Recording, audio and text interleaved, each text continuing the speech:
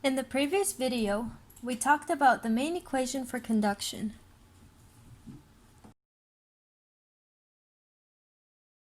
Chapter 2 talks about conduction more in depth, so we get a better understanding of the heat transfer process and the equations associated with it.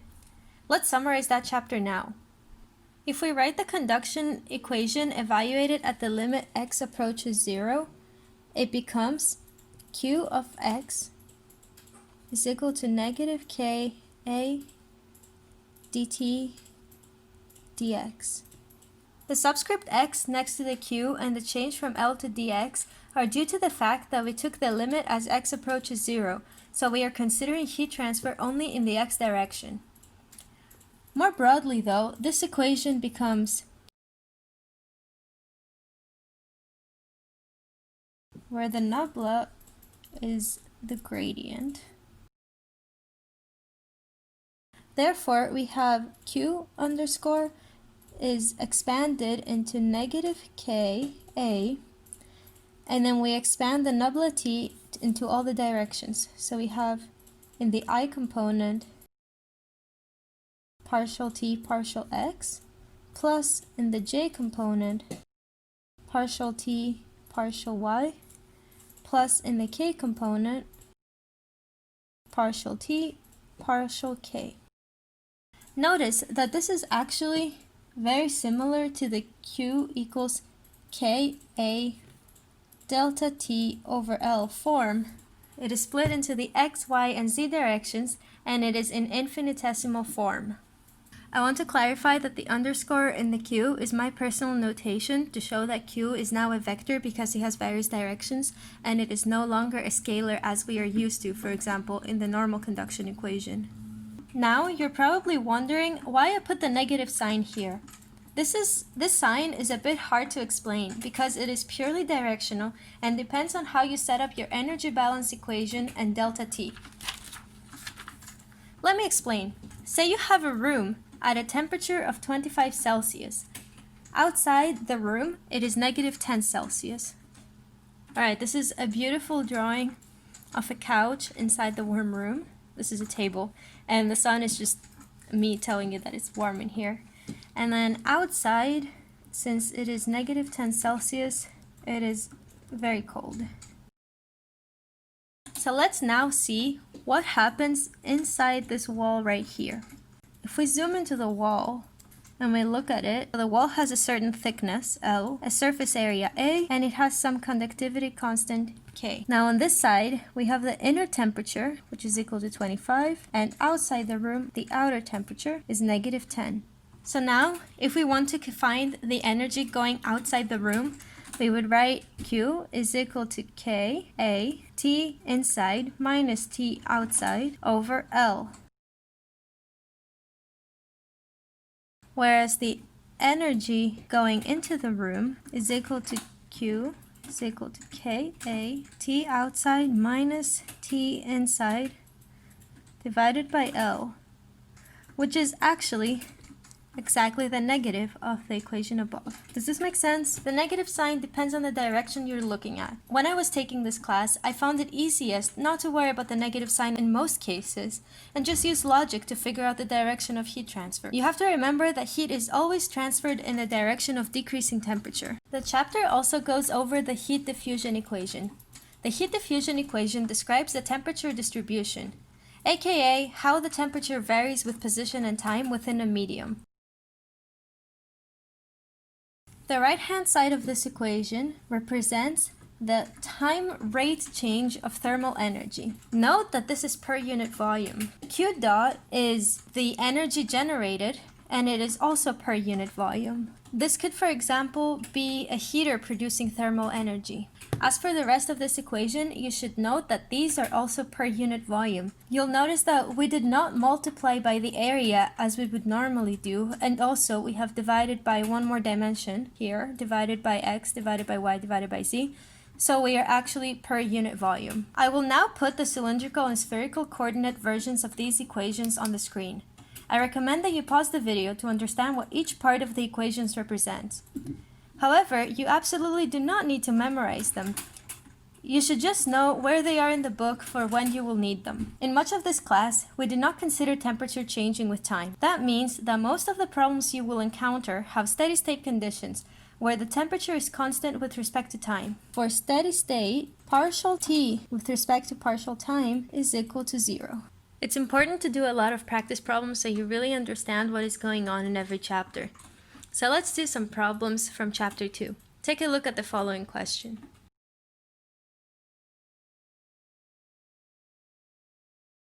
The question talks about conduction and radiation, so we know that two equations that will very likely come up are Q is equal to Ka delta T over L, or perhaps we will have Q is equal to negative Ka dt dl, where L is just the length, and then we also have convection Ha delta T.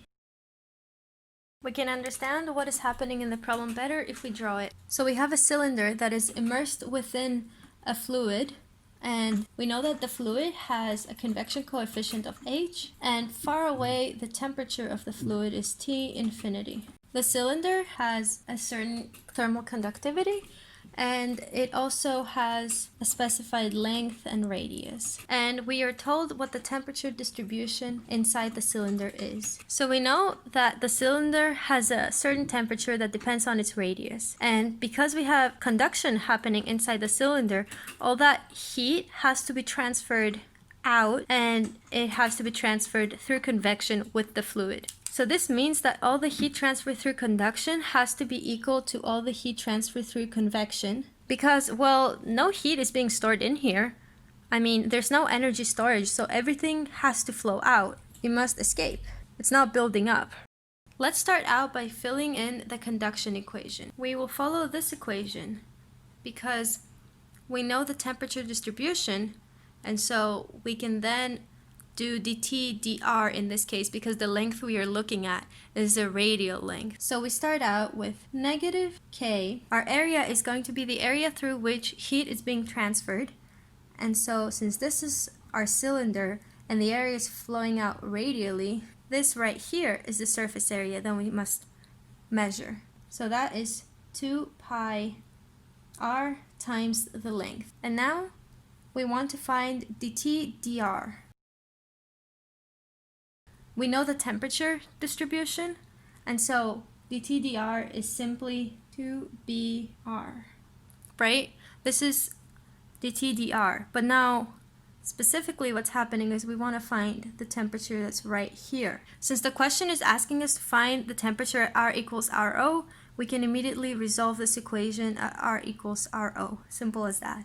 And so now we want to equate that to the convection, and the convection is H times the area, which is again the same area, times the change in temperature. So that would be our temperature at R naught minus the temperature far away in the fluid, T infinity. Alright, so let's simplify this equation. This will become minus 4K times pi B L R naught squared, and that is equal to H times 2 pi R naught L times the temperatures here are A plus B R naught squared minus T infinity. So we can cancel some things out.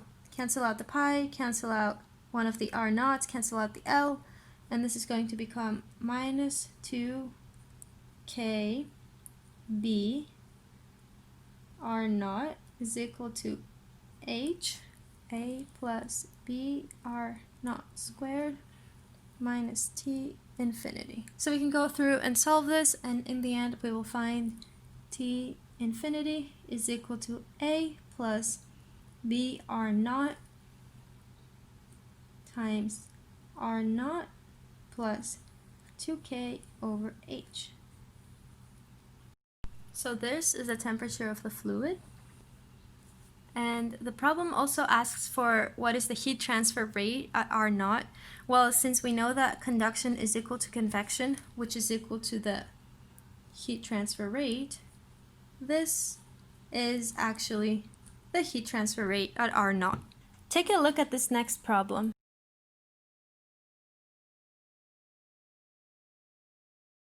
In this problem, we have a wall experiencing conduction, and outside the wall there is convection, with either side of the wall having a different convective coefficient h. For every problem in this class, it's important to ask yourselves, where is the heat or energy originating from? Meaning, is there a heat generation? And also, where is the heat going? There's no heat generation mentioned in this problem, so Q gen is equal to 0. As for the second question, since we know that T1 is greater than T2, and also that T0 is the average of T1 and T2, we then know that T1 is the greatest of all the temperatures, followed by T0. T2 is the smallest temperature. Thus, heat is flowing from left to right. Part A asks for the differential equation, so we start out with the heat diffusion equation.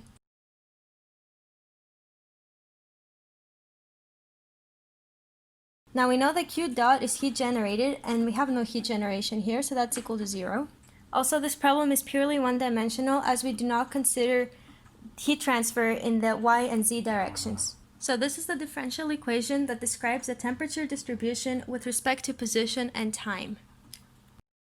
In order to find the boundary conditions needed to solve this equation, we have to look at the time at t equals 0.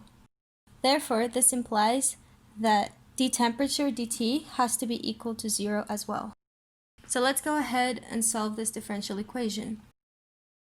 I will integrate the partial x over to the other side, so we get k times partial t partial x is equal to a constant c.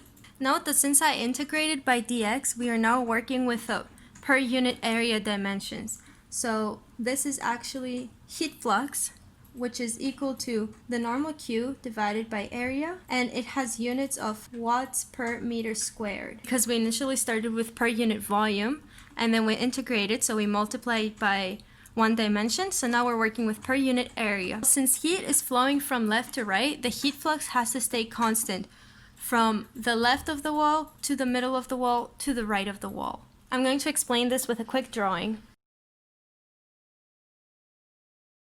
The left wall right here has to share the same heat flux on the left side as well as on the right side, which means that at exactly x equals negative L, our Q double dash for convection has to be equal to the Q double dash for conduction. So this equation says that the heat flux due to conduction is equal to the heat flux due to convection, specifically at x equals negative L. So you'll see that here, I've resolved the conduction at x equals negative L, and also the convection has been resolved at x equals negative L, so right here. And this is for time t equals 0. Similarly, we can write about x equals L. So again, our conduction is equal to convection at the right wall right here. And this is also for time t equals 0. And this set of equations describes the differential equation, and from that you can find how temperature varies spatially. I have collected all of my pens and highlighters so we can make some nice plots of the temperature distribution for various conditions. Let's talk about the initial case. So my black pen is going to represent t equals 0 initially. We know that the highest temperature is on the left here, which means that at t equals 0, not enough time has passed for it to flow over to the right. Therefore, the temperature here is going to be 0. Alright, so at t equals 0, since the heat hasn't reached the wall yet, the temperature is going to be exactly flat at 0. Now the next easiest case to consider is steady state. So what happens at an infinite amount of time when all of the heat that the left side had to give has flown over until everything has reached equilibrium? So in that case, since here we have a constant K inside the wall, that means that the heat that is being lost from the left side to the right side is also going to have a very constant temperature gradient. The yellow highlighter represents steady state. In between time equals 0 and time equals infinity, which is when steady state is reached, There are a multitude of other cases that can happen, and they will all take the following shape. Initially, there's a lot of heat coming from the left wall, but it drops pretty fast and then it curves over, and then a lot of heat is lost to the right wall. So this right here is at a time in between T0 and T infinity. Part D considers the scenario where H1 is doubled. If H1 is doubled, that means that there will be a higher rate of heat transfer happening on the left side here, and that will result in a higher temperature on the left wall. So say previously that our steady state graph had started from up here and it looked something like this. Well, now the right wall will be ending on the same temperature, but the left wall will have a much higher starting temperature, perhaps up here. So the straight line for steady state will be more like this. However, the general shape of everything else will remain the same, and so T0 is still here. At time equals 0, we still have no temperature gradient happening. And also, in between, the graph does remain the same, where you will have a lot similar, a little bit like this.